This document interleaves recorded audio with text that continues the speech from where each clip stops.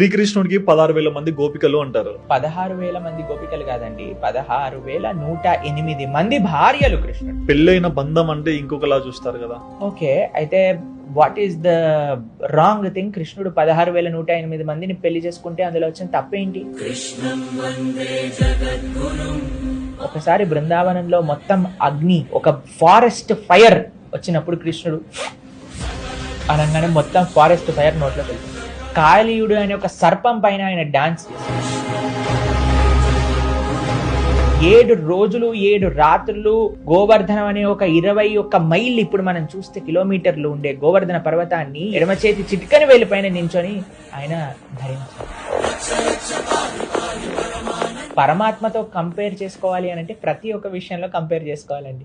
కేవలం 16,108 మందితో మాత్రమే కంపేర్ చేసుకోకూడదు.